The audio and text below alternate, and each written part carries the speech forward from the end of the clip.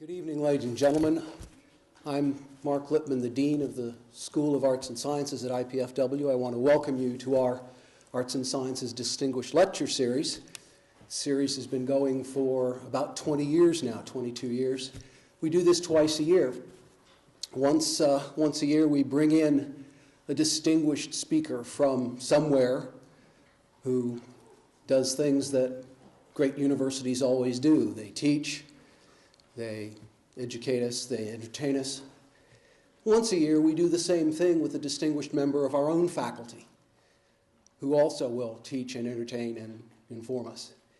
And I want to introduce the person who's going to introduce our speaker, who's Professor Nancy Virtue from the Department of French. Although that's not the right key.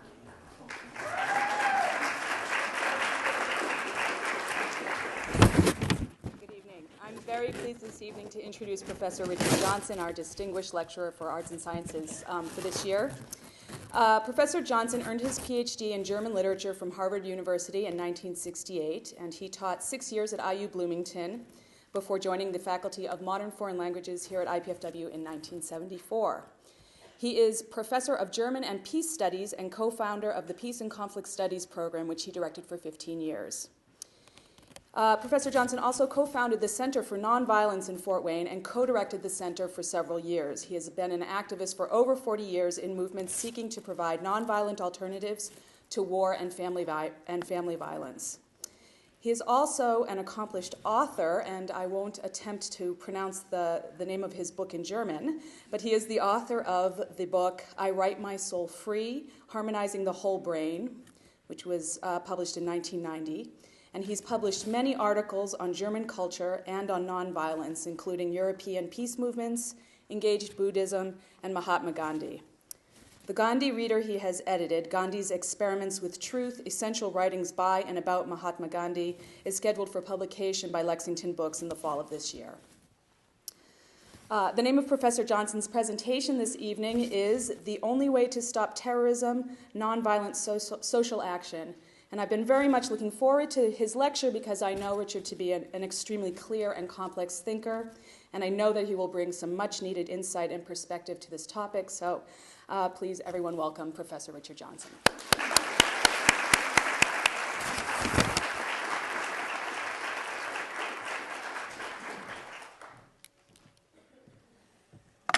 Well, I was told I'm supposed to educate and entertain. And I have to say that terrorism is not the most entertaining thing I've ever thought about. But we'll do what we can do. I want to express my gratitude first to Dean Mark Lippman of Arts and Sciences, the selection committee that came up with the choice for me to speak tonight, my beloved Department of Modern Foreign Languages that I have been a part of for 30 years, IPFW, which has allowed me to do so many things I want to do and has actually paid me. Hasn't overpaid me, but it has paid me. But that's really between the university and the legislature. I'm very grateful also for Peace and Conflict Studies, something I've been involved with for quite a number of years. And I'm real grateful to Pat Ashton that he took it over this year so I don't have to direct it anymore. And I'm very grateful to also the worldwide peace and justice movement that I've been able to come into contact with people in various countries, and also specifically peace studies. Ken Brown, who's here tonight, and who directs the oldest peace studies program in the country, Manchester College, and many other programs have been so helpful to our program. Indiana has a number of fine programs. Excellent programs, and IPFW is the first public institution with a Peace and Conflict Studies program. I want to also thank my family because they've had to suffer through my writing this book this year that I thought would take a lot of time, but I had no idea how much time it would take. So I'm very grateful to them. Now, I'm working on an article on this topic that's due next week, and I won't turn in time, I'm sure. And it is the beginning, I think, of a book. So what I'm trying to do tonight is condense into a fairly short amount of time a lot of stuff. So I will stop at around 35 or 40 minutes, which is my assignment, and then we'll have questions and answers or comments. And in that time, I'll try to be as clear and informative as I can. You should have two handouts, a blue one and a green one. The blue one is two-sided and gives some of the major points I'd like to make, some of which I won't have time to make tonight, but you have them in writing. And then the green one is a short bibliography. So I've been thinking about this title in this country right now, and I was thinking the only way to stop terrorism, nonviolent social action. The quote, the first part is directly from Gandhi, the only way to stop terrorism. And I thought I would preview in one sentence what I'm going to be talking about as regards what terrorism is, and then I'm going to say a little bit about what I'm not going to say and what is not my perspective. I believe that terrorism is an ideological conflict, in this particular mega-terrorism we're dealing with now, between imperialism with a capital I and Islamic fundamentalism, both of which have been taken to a violent extreme. And I'm going to just for a moment take two people as the symbols of these two movements, President George W. Bush and Osama bin Laden. That being said, I will tell you what I'm not proposing. I'm not proposing that I put on my old love beads from the 60s. I'm not proposing that I have long hair for many reasons, and one of them is it's not possible, and I didn't really have long hair in the 60s either, though I tried. And I'd put on my Nehru jacket and my Gandhi cap, and I'm not proposing that I would hot-foot it to the mountains of Afghanistan or Pakistan, wherever Osama bin Laden is, but I would know that because of my deeply hippie, intuitive nature, and I would find him in the cave in the moment, and I would come up to him and say, "Peace, dude. Let's talk this thing out. You've got Mr. Bush all wrong. He just wants peace and freedom and democracy, the American way, for everybody, and that means YOU." Now, I'm not doing that, personally because I think it would be dangerous, and I don't think it would be very effective. Nor am I suggesting that I do that with President Bush, nor am I suggesting that they sit down in that cave together. What I am suggesting is that nonviolent social action could be a context within which, over time, important social, political, cultural, and economic changes could be made to end terrorism.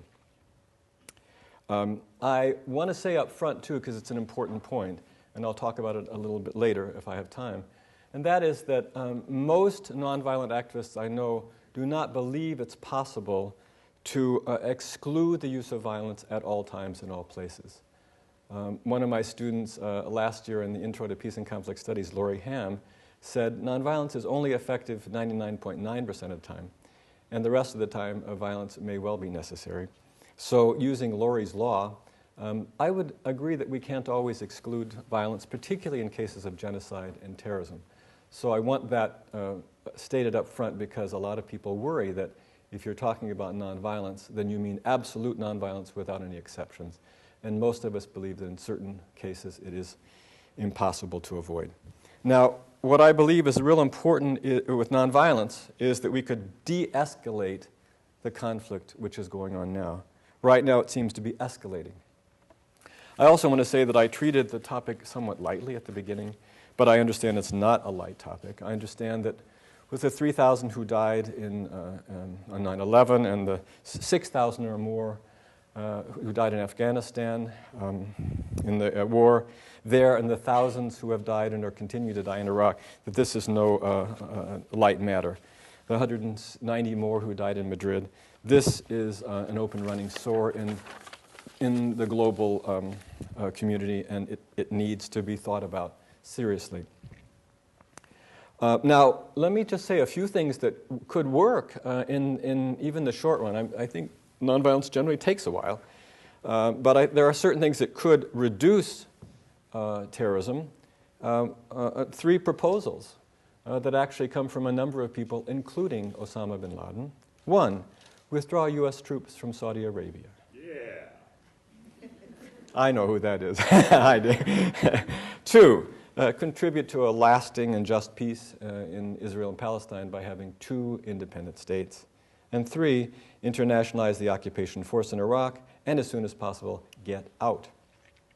Now, how do you do that? One of them, I'm choosing my words very carefully, is to stage in the United States a bloodless coup, which is also called an election. And in that election, have somebody different be president. I believe the most likely one is Senator John Kerry. But whoever that is, the issue to me is right now we have a president who seems to be pushing very much for a solution based primarily on massive violence. And one advantage of Senator Kerry is that he has already come out for internationalizing the conflict in Iraq. Now, the idea I'm forwarding here is that we use all resources we have to create nonviolent alternatives to the things that create terrorism. And we'll talk about what those are. But I want to say all things possible on the local, national, and international level. Many times we feel powerless when we encounter something as awful as terrorism, and I don't believe we are. And I'll try to have some examples, and if we don't have enough here, then maybe we can have some more in the question and answer. Now, is it absurd, pie in the sky, utopian naivete to talk about looking at the issue of terrorism through the lens of nonviolence? I have two answers for that. One, yes, it is, in this way. We've never solved the problem of megaterrorism, this incredible conflict between the two sides, by nonviolent action, but then we've not solved it with anything. It's just getting worse. One of the things I would say on a personal level, on an individual level, is if the only thing we can look for is more of the same kind of conflict, we might as well duct tape our windows and doors and hope that they hit Orlando or Seattle and not Churubusco, where I live. In fact, that is not the answer. And so why would it not be utopian to look at nonviolent social action? Well, I believe that certain virulent forms of terrorism have already been solved through nonviolent action. And I'd like to give a few examples. There are actually many. And one thing I want to ask you to think about is if it makes sense what I say, and if you haven't thought that nonviolent action has ended terrorism, perhaps it's because we live in a war culture, that doesn't allow us to think outside the box of a culture of war. The first example is Gandhi. Gandhi came to India in 1915 with about 20 or 25 activists after he'd spent 20 years in South Africa working out a method to confront unjust power through nonviolence. That was 20 or 25 people max who were working with him at that time. In 1930, 15 years later, there were 60,000 civil disobedient activists who were jailed, and probably at least 200,000 more who were active in the movement.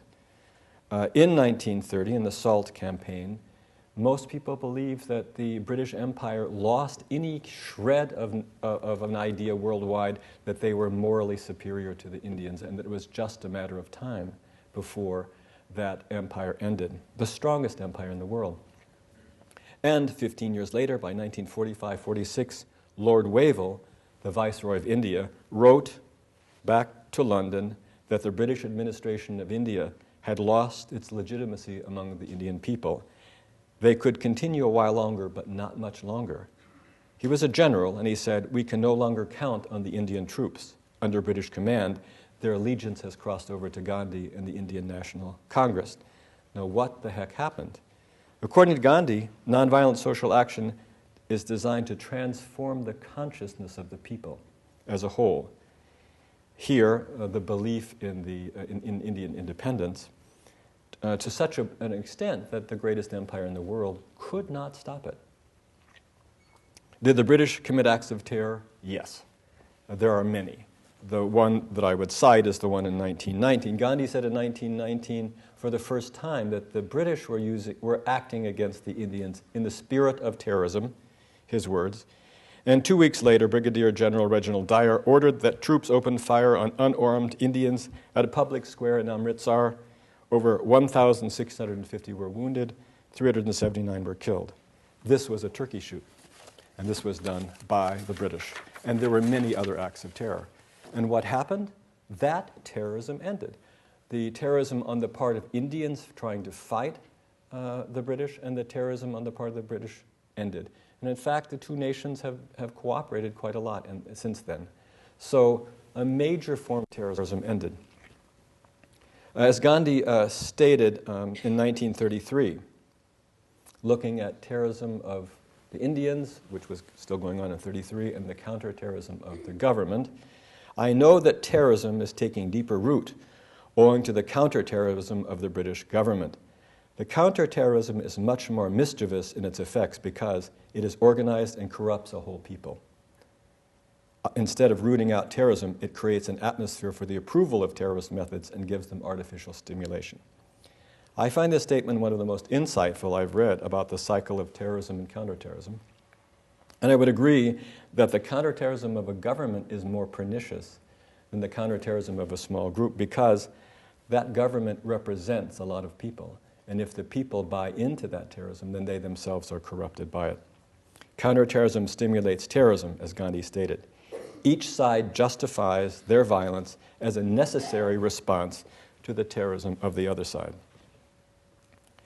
Now, there are two other examples I want to just mention briefly because of time, but they're both important.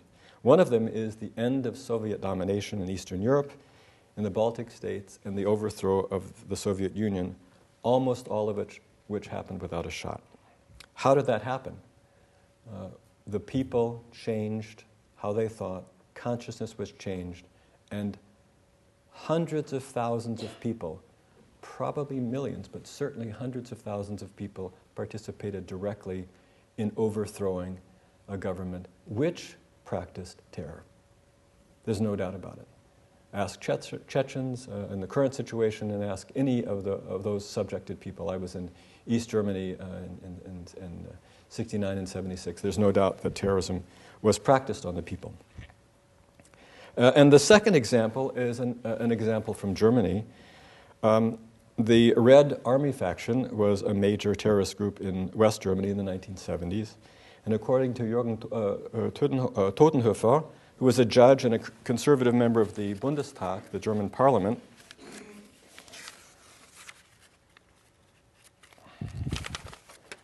the German government used two methods to end this terrorism. He says, Härte und Gerechtigkeit, toughness and justice. I had to get a little German in here. Toughness and justice. He asserted that those people who supported the terrorists were weaned from their support by the sense of justice that the government acted upon. Toughness is necessary at times, of course, with terrorists, but also you need to end what is often called the terrorist-supporting communities. If those communities stop supporting terrorists, they can no longer continue. I do not have time to explain at length what nonviolent social action was for Gandhi.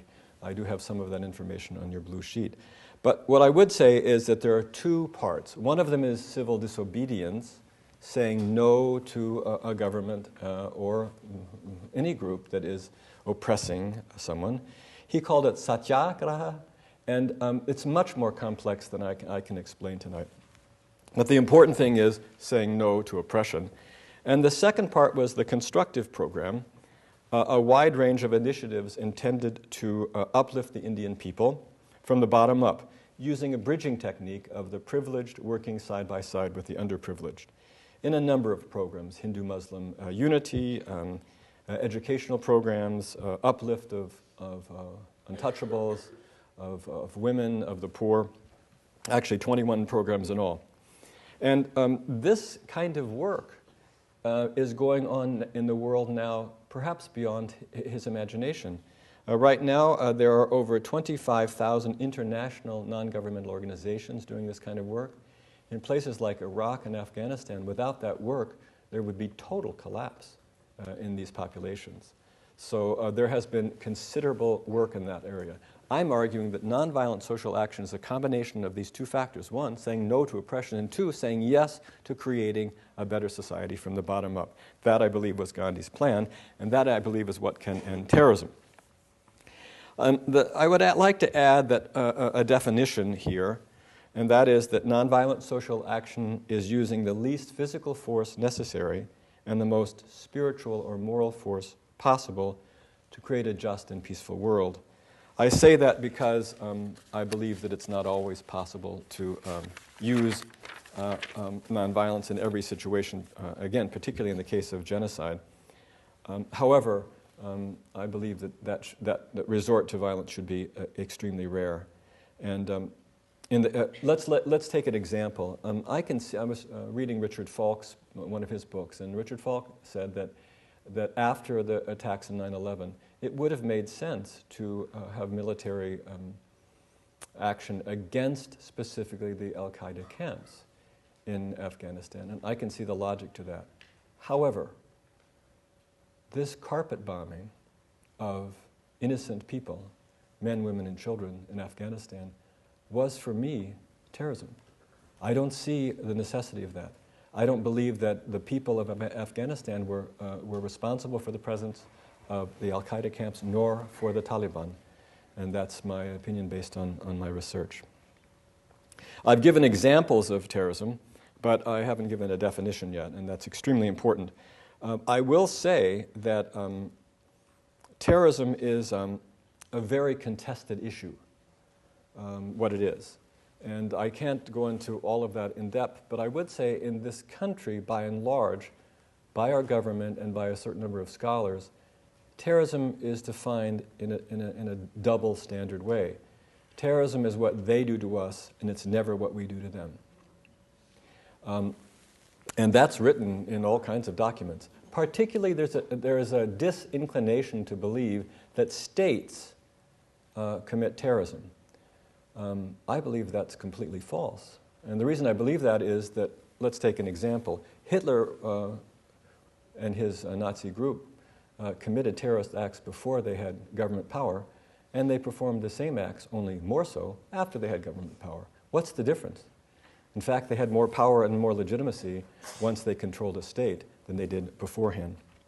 So I'm saying that terrorism is the use or threat of the use of violence, or the threat of the use of violence by an agent, a government or a non-government group or individual, in an ideological conflict, and I'm focusing on ideology, which appears so extreme that the agent believes he or she must force the opponent to acquiesce to his or her ideology. And I did say his or her, but mostly this is guys. There are exceptions. Terrorism involves a radical denial of common humanity across an ideological divide, an assumption that we are so fundamentally different from and superior to them, the other, that violence or the threat of violence must be used to coerce or intimidate them into acquiescing to our ideology. We have created a pervasive enemy image by our ideological definition of the other, unless they come over to our side. Terrorists create an exclusive ideological categories and tend to confine the wide range of human thought and behavior to those categories. Either you are with us or you're against us. I remember this very well in analyzing the language of Nazis. The either or, entweder oder, is very common in their writings. Terrorists dehumanize and demonize the other. Now, the conflict between militant Islamists and the West, particularly the United States, is one of the greatest dangers we have encountered. As weapons technology advances, weapons of mass destruction become more accessible to wider circles of people. Many are so overwhelmed by the real dangers confronting us that they can't imagine we can resolve this conflict between these two arch-enemies. Al-Qaeda having launched a spectacular attack that killed 3,000 people, possessing, even after the war in Afghanistan, billions of dollars in assets, according to the U.S. government, possible weapons of mass destruction, thousands of committed adherents, considerably more Muslims willing at least to harbor them, a much revered leader, and a strong ideology of Muslim unity, and a perpetual jihad against the evil infidels. The United States, having spearheaded wars that killed over 6,000 in Afghanistan and thousands more in Iraq, preparing to counter terrorist operations in dozens of countries, possessing perhaps trillions of dollars in assets, although lots of debts, and more weapons of mass destruction than all other countries combined, with millions of soldiers and hundreds of millions of supporters, a leader with an apparently strong domestic base of support, but limited international appeal, a well-orchestrated ideology of freedom and democracy masking imperialist designs, and a stated policy of eternal war. Perpetual jihad and eternal war carry with them the real possibility of an enormously expensive, ever-escalating, increasingly lethal conflict without any clear evidence that either side could possibly win. I argue that we really have to make a choice here, a fundamental choice. Will we rely primarily on de-escalation, on nonviolent social action, or will we rely primarily on force? All policy makers seem to agree that there needs to be some mix of diplomacy and heightened security measures and internationally coordinated intelligence, police, and military operations for sure. But where is our focus going to be? And what is the especially dangerous form of terrorism we're looking at, this mega-terrorism? It is a global ideological struggle between imperialism, which I define as U.S. military imperialism, and U.S.-led global capitalism. Each side is trying to force the other side to its side, or at least to stop what are considered to be incursions in culture. Now, I don't have time to look at all aspects of imperialism in depth, but there's lots of books that do. I recommend Noam Chomsky and Richard Falk and many others.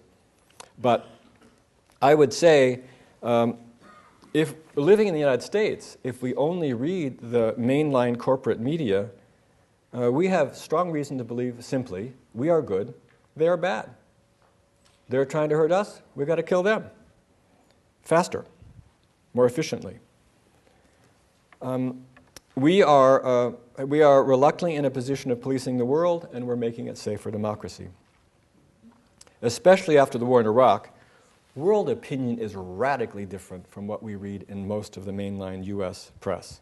Since last year, particularly February of March of last year, a majority of Europeans believe that the greatest threat to world peace is not North Korea, it's not Al-Qaeda, it's the United States.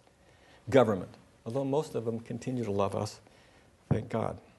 In the Middle East, last year a poll indicated that populations in each country opposed the U.S.-led invasion by overwhelming majorities, 92 to 98% in every country in the Middle East. People in the Middle East understand imperialism. Most of the world believes there is such a thing as imperialism and that it has two wings that make it fly, U.S. military and monopoly capitalism. To answer the question whether or not there's such a thing as U.S. military imperialism, let us take a sentence from President George Bush's speech on June 1st, 2002. Quote, "America has and intends to keep military strengths beyond challenge, thereby making the destabilizing arms race of other eras pointless and limiting rivalries to trade and other pursuits of peace." Military strengths beyond challenge in the present and in the future sounds like military imperialism to me. And as to economic imperialism, that's a very big topic, but I will talk just a little bit about it. If trade increased the distribution of wealth in the world and helped reduce misery, then it would be a peaceful pursuit. But there's no evidence that that's happening. In fact, the rich are getting richer and the poor are getting poorer. According to the United Nations Development Program, a quarter of the world's population, 1.3 billion people, live in severe poverty. Nearly 800 million people do not get enough food to eat, and about 500 million people are chronically malnourished. More than a third of the world's children are malnourished. In industrial countries, there are 100 million people living below the poverty line. More than 5 million people are homeless, and 37 million are jobless. According to Arundhati Roy, quote, "In the past 10 years, the world's total income has increased by an average of 2.5% per year, and yet the number of poor in the world has increased by 100 million. Of the top 100 biggest economies, 51 are corporations, not countries. The top 1% of the world has the same combined income as the bottom 57%, and the disparity is growing." My colleague Michael Nagler at the University of Berkeley in California said that the 400 richest people in the world have the same income as the 3 billion poorest, one half of humanity. 400 equals 3 billion.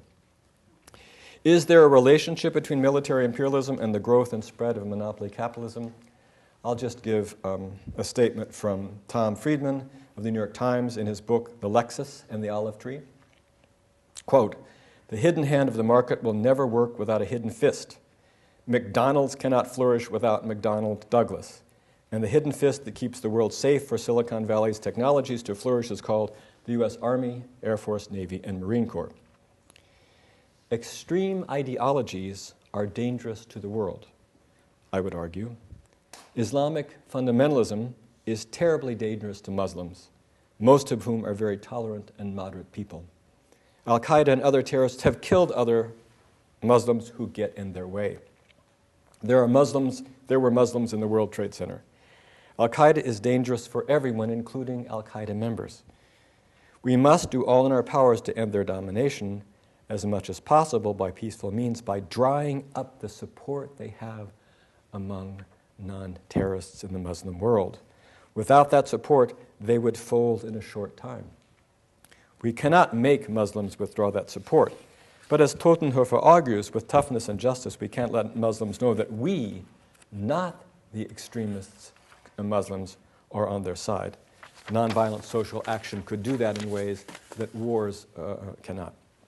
By the same token, I believe that not only that imperialists exist and that they are extremists, although they seem normal to many of us, and that to the extent that we disagree with them and from social movements to reduce their influence, we can well come under attack. We, the people, must find a moderate path which slowly but surely deconstructs the military imperialism and monopoly capitalism in favor of a reduced military and a much more humane and moral set of economic and political policies. The solution, I argue, is moderate ideologies and actions which de-escalate the conflict. First of all, the rule of law, defined here to exclude corporal and other extreme forms of punishment, and nonviolent social action. I believe the rule of law is actually fundamentally nonviolent because it separates the person from the action and seeks more reconciliation than retribution. And we need to say no to oppression of all sorts and yes to constructive work. I would propose 7 forms of nonviolent action. And of course, there's many other numbers that you can come up with. But as I mentioned on the sheet, I would propose working toward true democracy, talk about a little bit about what that is, moral economics, gradual disarmament and nuclear abolition, humane global governance, gender justice, intra and inter-religious and secular dialogue, and nonviolent education. These forms must be undertaken by practical idealists. Gandhi called himself a practical idealist, and I love that phrase because we need ideals. Everybody works to a certain extent by ideals, but we need to be practical. We need to form communities of service that are decentralized, and we need to work on all levels, local, national, and transnational. Now, what is true democracy? Gandhi said true democracy is something that we all want, but we've never known. He was particularly critical of Western democracies, which say we're democratic, but which oppress other people. And he knew that well, being in a subject nation. Well, one of the things that true democracy is it's not imperialism. Jonathan Schell argues convincingly to me that there's a great tension between imperialism and democracy. The more imperialism a nation has, the less democracy it has. The more it tries to oppress others, the more it oppresses its own people. If you look at the United States, there's just low levels of voting and even lower levels of working for candidates, low levels of public education. Money, did you notice this? Money seems to play a pretty major role in American politics. Most presidents and most of the Congress, especially the Senate, are rich. Some can be bought, I imagine, but others simply vote certain ways because they're of the moneyed class. True democracy is based on highly educated, involved, and moral citizens. Education, which was so central to Gandhi's constructive program, is a necessity in developing informed citizens. And moral, I mean working for the common good. Broad-based coalitions are necessary to provide it's necessary to provide a certain amount of money for candidates, but I believe that should be done by the percentage of vote they've had in the last election. True democracy needs civil disobedience. The School of Americas in the United States in Fort Benning, Georgia, trains Latin Americans to kill their people. there's regularly been nonviolent action against that. Civil disobedience is necessary when a nation goes beyond what its true democratic ideals are, and we need to end poverty, racism, classism, homophobia, and all kinds of ills that are in this country and which destroy true democracy. I would like to say a little bit about moral economics. I'll quote Gandhi on this in a speech he gave in 1916. He wrote, "If we will but clean our houses, our palaces and temples of the attributes of wealth, and ensure them instead the attributes of morality, we can offer battle to any combination of hostile forces without having to carry the burden of a heavy militia. Let us seek first the kingdom of God and His righteousness, and the irrevocable promise is that everything will be added with us. These are real economics. May you and I treasure them and enforce them in our daily life." So I'm citing a Hindu who's citing the Bible. Of course, he knew the Bible quite well, and particularly the Bhagavad Gita. And what he's saying is we have to first take care of our own hearts and minds and think about the well-being of others. And we need to reduce our income, reduce the amount of money that we have. We need to share. And we need to look at reducing our wants. We live in a society that seeks to multiply our wants enormously. Whew. And how can that change? We cannot end the untrue democracy that we have unless we drastically reduce our wants. Gandhi believed the most important goal of moral economics is eliminating poverty. Many people are calling for a Marshall Plan for the world, beginning here at home. There's something called the Tobin tax, which was proposed 25 years ago. It would be 0.5% tax on international trade, and that would raise more than enough money to end world poverty. According to the United Nations, it would take $80 billion a year to end poverty. That's 20% of the U.S. budget for defense. Now, that $80 billion seems like a lot of money to me, but it's not a lot of money looking at the international trade that goes on. And at one point, it was stated, the poor will always be with us. Now it's a choice. And we have not made that choice as a society and as societies. And I think it's extremely important. I just can cover briefly a few of the other points. One of them is the notion of gradual disarmament and nuclear abolition. I remember in 1964 standing up and saying, with my sign, my very big sign, my very wordy sign, I support a 10% unilateral reduction in U.S. nuclear forces. Interesting enough, it went up and it's gone down. But we still have an enormous number of warheads. And a number of people, including Lee Butler, who used to be head of the Strategic Air Command, has called for nuclear abolition. Jonathan Schell, in his most recent book, and it's in your bibliography, is arguing that nuclear bombs are essentially a technology and an ability that people have within their minds, and that we need to reduce them altogether or to a very small number, because he said no particular danger would happen so fast that they couldn't be developed if they needed to be. And we're spending so much money is going for these bombs.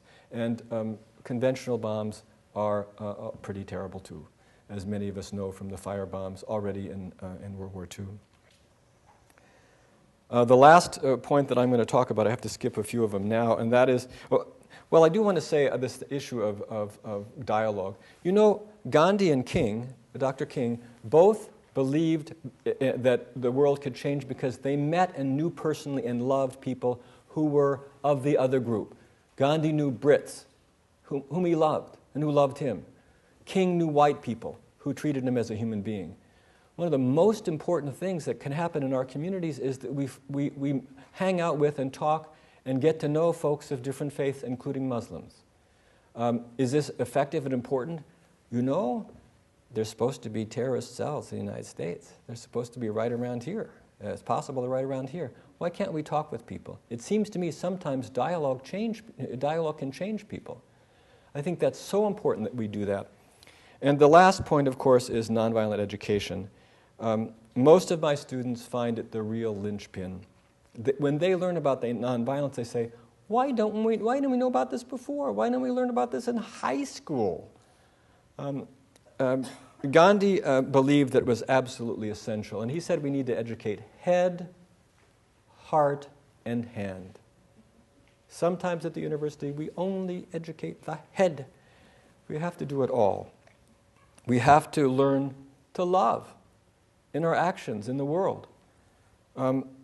There's a lot of change that's happening in universities. 250 to 300 peace studies programs across the country. I believe the conflict resolution that kids are learning in schools, and they're so good at it. These are programs that if we do it at the very basic level, we can learn to resolve conflicts in ways that will change things. There is so much to do, and we can all lend a hand. In my view, a change of ideology, a change of consciousness, a paradigm shift, a change of public opinion, and a change from 5,000 years of being Goliath, the culture of war, to the 98 years of nonviolent social change will make the difference.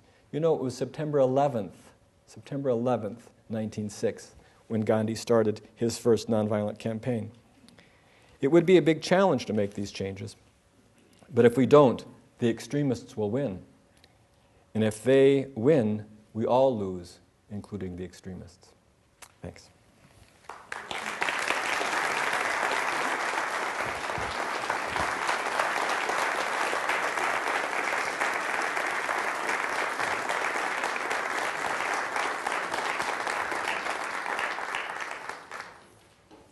Questions, comments, disagreements? Surely everyone agrees. Yes. We seem to think in this country about terrorism, they find it happened and not before. The current war in Iraq was billed initially as a preemptive action. Yeah. I wonder about your thoughts of a preemptive application of nonviolent social action. Well, we sure need to get started on it. You can't wait. Nonviolence tends to be slow. So we need to get right to it. I don't know that I like preemptive, but we certainly need to get right to it. There's no doubt about it. Many times it's nonviolent actions that are already in place. You know, the 1993 accords between Israelis and Palestinians, which was terribly limited, I know, but extremely important. At least the dialogue was going on. You know, there was a professor at Harvard for 30 years would bring in folks from all over the world to learn conflict resolution. He brought in Palestinians and Israelis, among others. The people who negotiated that agreement in 1993 knew each other from Cambridge. That's 30 years of work, and people knew each other, knew a method, and cared about each other as human beings. So it seems to me that's the fundamental work that we have to do to try to change the conditions as soon as possible. Preemption, I think, the famous speech by Eisenhower, his last speech, where he talks about the military-industrial complex, he speaks absolutely crystal clear against preemption and says it does not belong to the American tradition. He was a Republican. Anyway. Yes, you should. Richard, thank you very much for a very informative talk. I'd like to just make a couple of comments on Gandhi. I know you read more of Gandhi than I have. But at one time, I believe he defined violence as not doing anything is a form of violence. Yes. And he said that if you tolerate something that is injustice or unjust, then you are participating in violence. Exactly. He wrote so many things. He wrote 100 volumes. We have them all here. Go read them if you'd like. But he wrote so much about violence. But one of the most important things he said is we have to be proactive. We have to get involved and do stuff.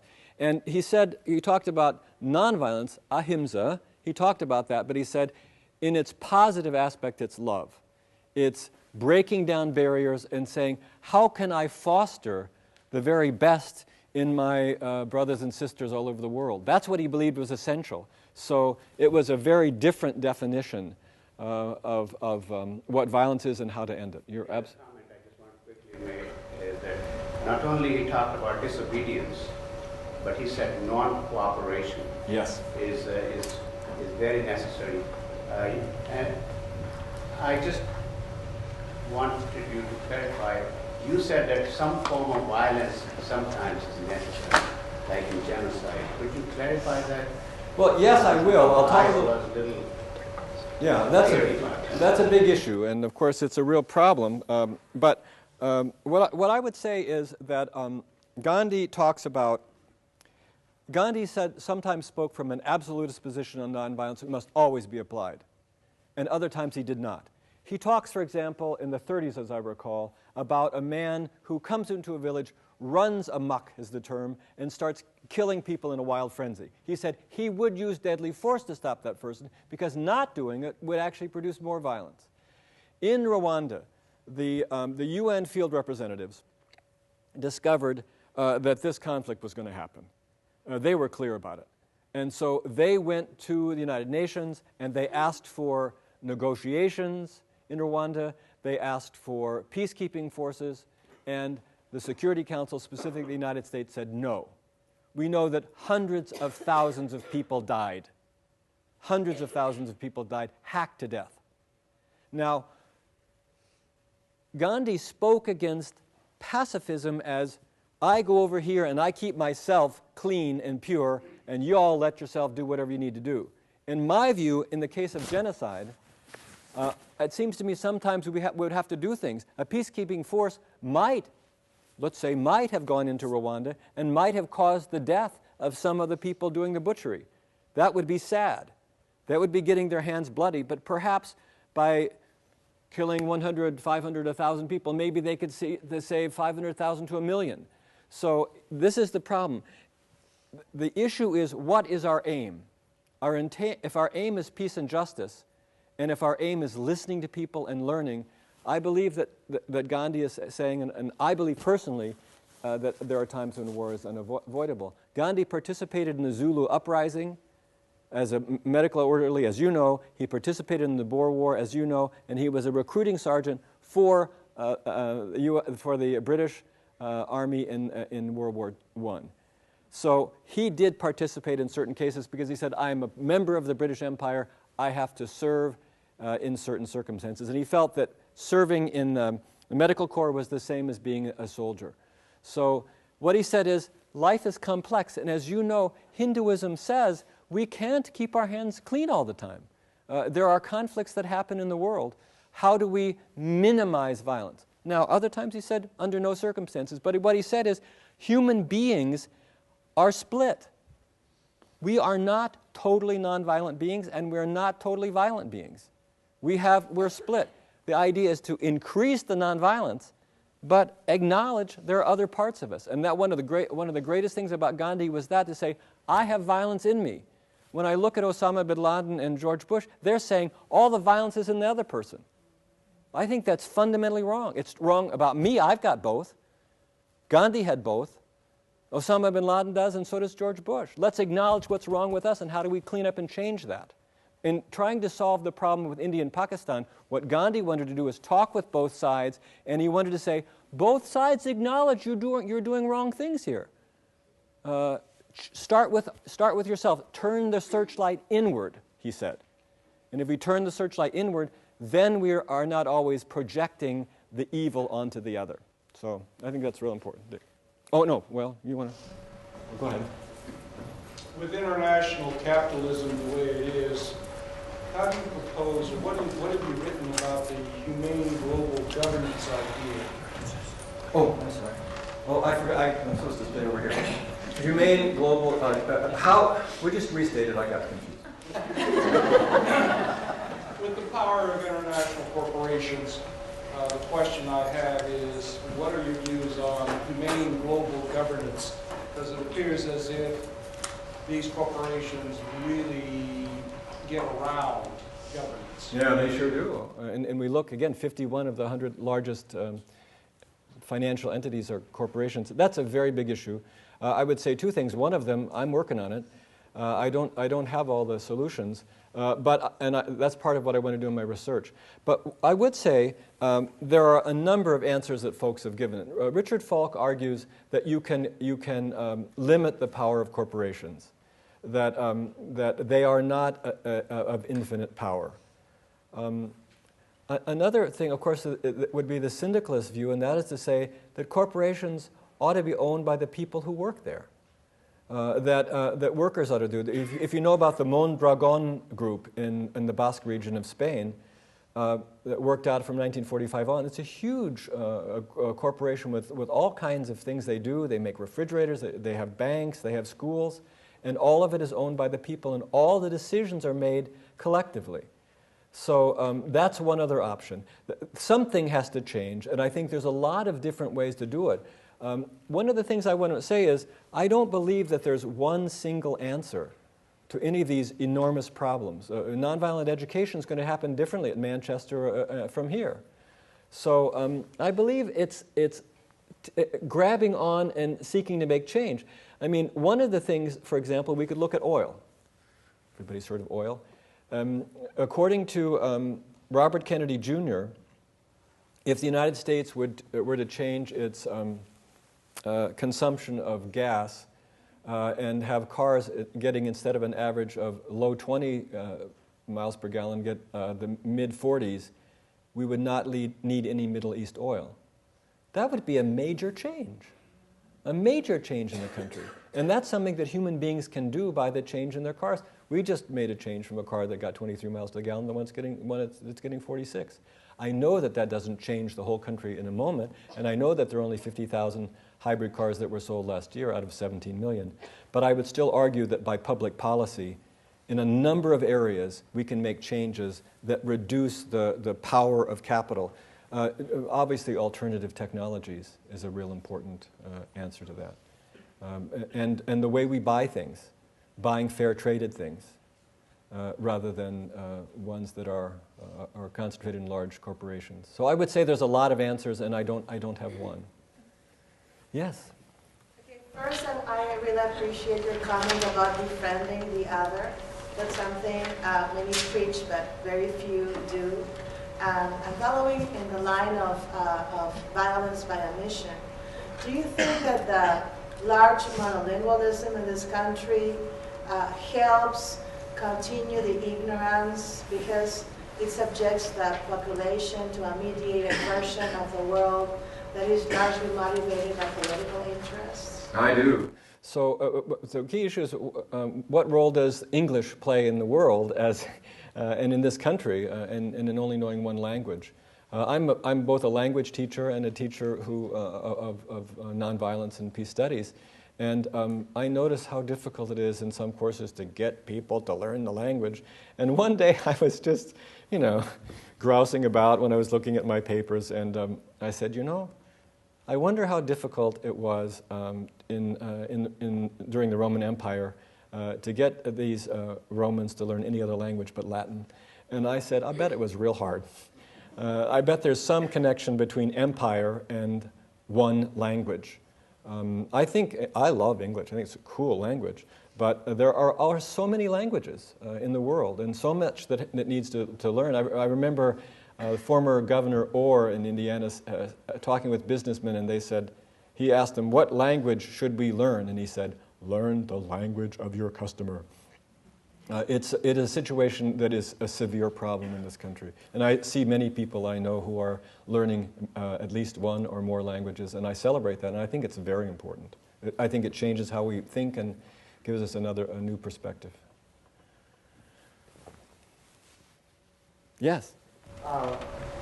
Besides the one language, how about issues of religion and faith, especially from a Gandhian, the revealed truth kind of concept and the exclusive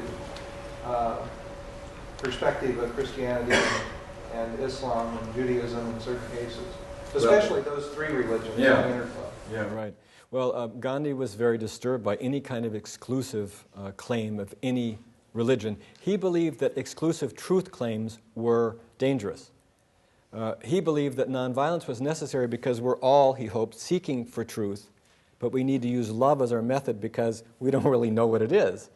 As a Hindu, he worked, of course, a great deal on Hindu-Muslim unity. He was very well versed in the Bible, particularly the New Testament, particularly the Sermon on the Mount. And he believed in an inclusive religion. I love this. He believed that each one of us in a faith should convert to the deepest core of that faith. And if we do that, we'll get along with everybody, because the deepest core of every faith is consonant with the deepest core of every other one. And then he included secular folks. He included atheists. He said, Bradlaugh, one of the great British activists for Indian freedom, was an atheist. And he said he had deeper faith than almost anybody who called himself a Christian that he knew. He said there's Christianity of Christ, which he adored. He loved Christ. And there's Christianity of imperialism. And he said that's the danger. And we have all of these things. I think that Al-Qaeda and all these groups, they're using religion in such a twisted way that it's essentially a political ideology masking as religion. That's what I think. At least if you look at the greater and the lesser jihad and all those kinds of things. I don't think it's real. And I think it's very, very dangerous. In any faith, the Hindutva movement among Hindus is the same thing. It's an amazingly, the Hindutva movement is amazingly similar to the extremists among Christians, Muslims, and Jews. It's pretty much the same thing, I think. Yeah, he was clear about that. Inclusive faith, learning the faith of others to strengthen your own. This was his approach, and he practiced it. Did the fasts of other faiths, sang the songs, read the verses. He thought that was essential. Yes. Rich, I'm having a little bit of a problem with the notion of extremism. It seems to me that in the world today and throughout most of modern history, imperialists have been the normative order. And anything that deviates from that, anything that resists imperialist trend or powers is defined as extremists or terrorists or revolutionaries or nationalists or what have you. And so when you use the word that imperialists are extremists, I'm wondering from what context that you're coming from, because obviously most of this population in this country doesn't view themselves as imperialists. Or extremists. Right. We're normal. In terms of imperial powers, rival any other historical imperialist power that precedes us. So I'm curious as to, from what vantage point do you claim legitimacy in defining the United States as being extremist, even though in some respects, given the context of world history, we're really pretty much an imperialist power like our predecessor, the British, who we rebelled against, and the French, and we go to the Portuguese in terms of their empire. I mean, the history of the world is a history of empires. So, why is the United States and Bush, an imperial president, or what he called himself, a war president? Why would you claim him to be an extremist? Well, I'm seeking a paradigm shift here, that's for sure. I'm saying that from the vantage point of nonviolence, from the vantage point of Gandhi, from the vantage point of the golden mean of Buddhism, from various traditions which are defined as extreme or defined as outside the norm, these things are dangerous and extreme. There's no doubt about it. We live in a culture of war. And from the perspective of a culture of war, what President Bush is doing, what Tony Blair is doing, what the British Empire did, the Portuguese, the Spanish, the Dutch, all of them are perfectly normal. But why take that on? If we lived in Nazi Germany, certain things would be normal. Do we have to accept that as normal? I believe as thinking people, we get to decide what paradigms we want to go with. So as I read Gandhi, in 1980 I decided I'm not going to focus primarily on violence, though I'll try to understand it. I'm not going to give up trying to understand it. I'm going to try to focus primarily from the perspective of nonviolence. And if I look at the world from that perspective, what George W. Bush is doing seems extreme to me. Killing 6,000 people, innocent people, because 3,000 innocent people were killed doesn't make sense. It makes sense from the standpoint of imperialism, absolutely. But I want to get out of that paradigm, and I want to look at the world in a different way, what Elise Boulding calls a culture of peace. From a culture of peace, what what happens in this country is weird. From a culture of war, it's mainline, normal, and right. But am I going to let the corporate media, the government, et cetera, define my reality? I don't think so. That's part of non-cooperation. Non-cooperation is definitely not only civil disobedience. Non-cooperation means I live my life over here. In the 80s, in Germany, a number of the movements were called Randbewegungen, peripheral movements. A little bit of feminism, a little bit of peace, a little bit of ecology, you know. And these movements said, no, no, no, no, no, no, no. We're the norm. Valuing the experience of women, working for peace, having sustainable societies where we're not destroying the environment, that's the norm. So that's the redefinition involved, and it certainly doesn't fit for the Bush team. But I do think a growing number of Americans are changing, and look at the world now, since February of March of last year. Look at the world. The world is saying, we don't buy American imperialism. It exists and it's not good. It is not something that we buy into. Remember the New York Times article said there are now two world powers in the United States and world opinion. And right now we are losing, we, meaning imperialism, are losing, and I believe something else is happening. 12 to 15 million people demonstrated a little over a year ago in the world against this. That's unprecedented. I think there's a paradigm shift going on. Slower than I want. There's one to the back. Yes? Fort Wayne Peace Action Coalition would like to invite everyone to join us on the courthouse green the first Saturday of every month. We are going to meet to nonviolently protest the current policies, try to end the occupation of Iraq. Appreciate anyone who could to join. There's leaflets at the top of the stairs, new light green flyer. Anybody who could post those in a place with like-minded people, we'd appreciate it. Appreciate the work the professor's done speaking at rallies. Thank you. Thank you. And I want to mention, too, that you should get on the listserv that Dave Lambert has because it keeps you informed. It's real. Dave is here, and this gentleman and others would be able to let you know how to do that. It makes it possible to have lots of information. Yes? I wanted to ask, what do you suggest as far as keeping people informed? You mentioned that, you know, like your regular network news or the media, we're not really hearing everything. What should we do? Where can we look for information? commondreams.org, Alternet, Fort Wayne Peace in Action has a number of links. We have, I mean, when I was young, I remember finding the I.F. Stone Weekly, and that was all there was. I mean, no, there were other things. But I mean, basically, this was this incredible thing that became my sort of Bible, you know. One guy doing all this incredible investigative journalism in D.C. But there are enormous resources available to us. And one of the most important things is to get on some of those webs and read people from other countries. Read Arundhati Roy. Read folks who come at this from a completely different place. I just finished reading a couple of books by Tariq Ali. And my heavens, he said he went through the Middle East this last year, and he said, nobody believes what the United States is saying. I mean, think about that. Contrast that, and then here you are in Fort Wayne. I mean, I don't think I could have made this talk on September the 12th, 2001. I think it would have been dangerous to my health. So I think that's a statement that's important. So I think getting as many other sources and getting on the web and surfing and spending the time will be well worth your while. I think we have time for one more. Yes? If our efforts fail and terrorism increases, could our fate be that of the Romans? Sure. I mean, I think that all empires end. Look at the 20th century. All territorial empires ended.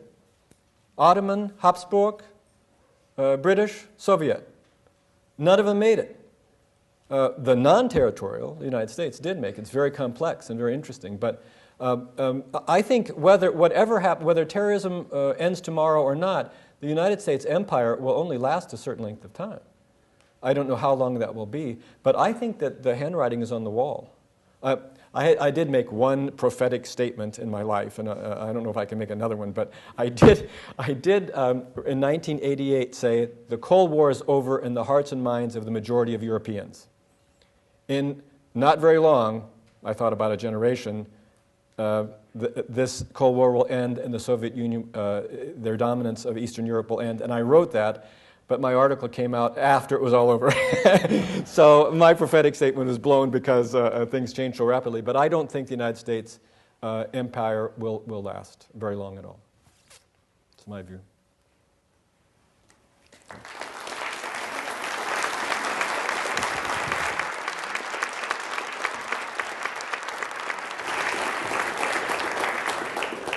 Thanks, Mark. Thank you. Well, on behalf of the school, I get to present you with a certificate of appreciation presented to Richard L. Johnson on behalf of the school for being our spring distinguished lecturer, and I'd like to invite everyone to a modest reception, cookie and punch probably, traditional arts and sciences punch, right outside the door, and thank you all very much for coming. Thank you.